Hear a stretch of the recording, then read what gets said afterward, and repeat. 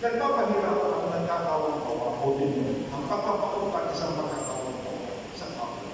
At kaya abot ng tulo ay sinusunod sa kumusahan ng Diyos. Kaya ang pagpapakutan ay kautusan ng Diyos yan. Sinusunod yan. Verse 2, magpahirap sa iyong kapwa sa pagkawalan kanyang pangangailangan. At matuto na mapagbayad ng utang sa takdang pagkawalan kanyang usapan. Kung hindi ka man nakakabayad hindi ka ng pag-uwi. Verse 8, lumupad ka sa iyong pangako at manatiling matapat sa at makakapaging malaki ng iyong mga kailangan. Sapagkat ang tao marunong magbayad ng utang, pinagkakatiwala. Verse 4, wala niya nag-aakala ang mag-utang ay matalino rin, kaya ang pinagkakautangan ay nalalagay sa alalahanin.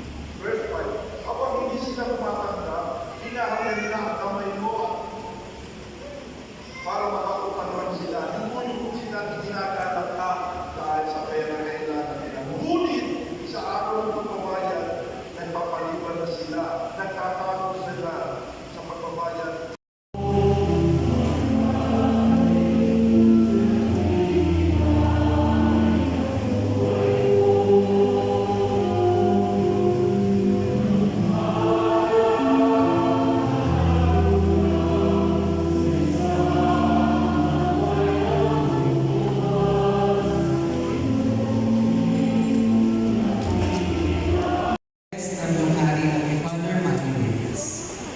Maraming salamat po sa araw na ito. Pagkakataong patulaan, mga lolo at lolang narito. Isama na rin natin lahat ng namayapan, pero buhay na buhay pa rin sa ating puso at alala. Nawa po ito ay marinig pa ng inyong mga tenga. Sabi kasi ng iba, pag matanda na, ang pandinig ay humihina. Siguro may tama, pero ang mahalaga ay magbigay pagkilala. Alay namin isang tula sa mga lolo't-lolang narito. Maraming nagpapatutuon, marahil kasama kayo.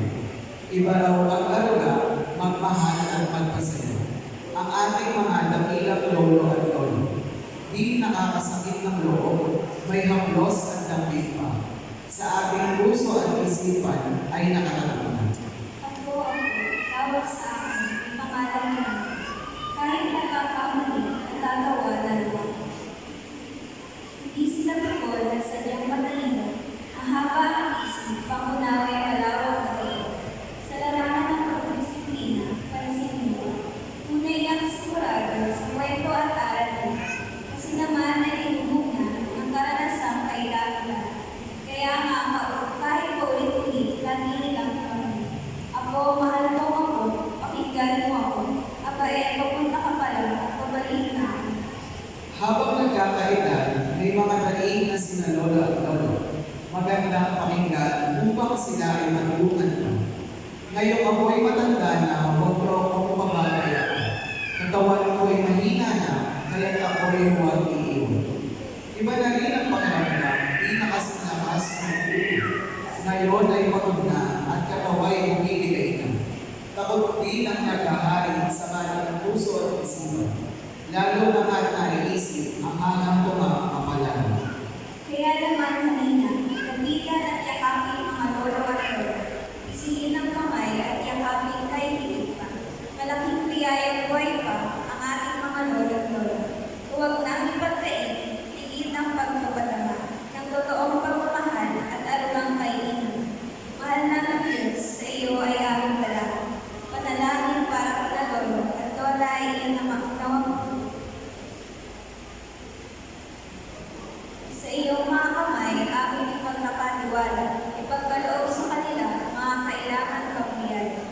Sa kanilang katandaan, dakilang pagpapala ang ikaw.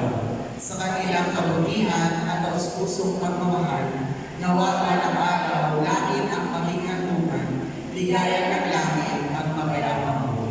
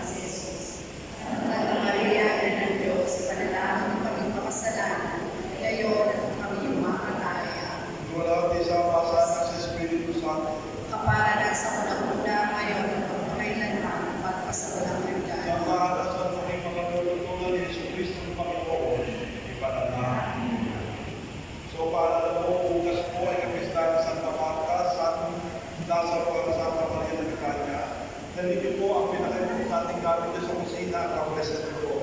Kung kamuloy, istahan sa tamata, pwede ko tayo ng lamang sa kusina. Kung ang pwede na napaka-importante sa inyo, so, maraming salamat po sa lahat ng mga Panginoon, mga grandparents. Mamaya hapon po, may blessing pa rin po tayo ng mga pagkakita. Sumainyo ang Panginoon At sumayin at palagi ng dakilang kapalit ko sa mga naman. Andyan. Andyan po. Salamat po sa aking Father, Kristo. Salamat sa Diyos.